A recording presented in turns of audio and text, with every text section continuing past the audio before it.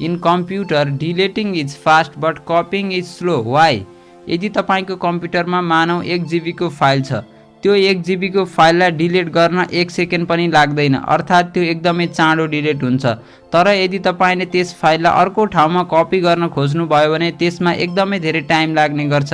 आखिर किन यसो हुन्छ? आजको यस भिडियोले तपाईको ब्रेनमा भएको यही क्वेशनको आन्सर दिनेछ।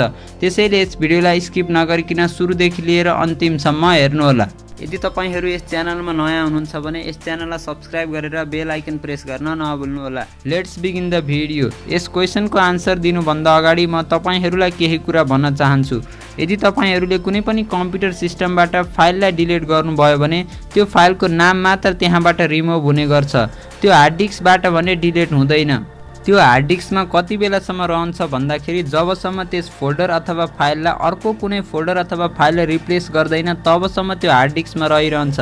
त्यसैले यदि तपाईहरुले पनि कुनै कम्प्युटर सिस्टम अथवा मोबाइललाई फाल्न चाहनुहुन्छ भने पहिला तपाईहरुले त्यसलाई फर्मेट गर्नुहोस्, त्यसपछाडि कुनै पनि फोटो, भिडियो, म्युजिकलाई एड गरेर मात्र त्यसलाई फाल्नुहोस्, नत्र भने तपाईको डेटा लिक हुन सक्छ।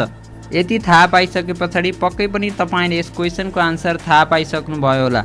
यदि तपाईले कुनै पनि कम्प्युटर सिस्टमबाट फाइल डिलिट गर्नुभयो भने त्यहाँबाट त्यसको नाम मात्र रिमुभ हुने गर्छ, त्यसैले डिलिट एकदमै चाँडो हुन्छ। तर यदि तपाईले कुनै फाइललाई कपी गर्नुभयो भने त्यहाँ भएको सम्पूर्ण डेटा कपी हुनुपर्ने हुन्छ, त्यसैले कपी गर्दा एकदमै धेरै टाइम लाग्ने गर्छ। साथीहरु, तपाईहरुको टेक्निकल फिल्डसँग रिलेटेड क्वेशन्सहरु तल कमेन्ट गर्नुहोला, म त्यसको आन्सर भिडियो बनाएर दिनेछु। र यस भिडियोलाई लाइक र शेयर गर्नुको साथसाथै विभिन्न टेक्निकल भिडियोजहरुको लागि यस च्यानललाई सब्स्क्राइब गर्न नभुल्नुहोला।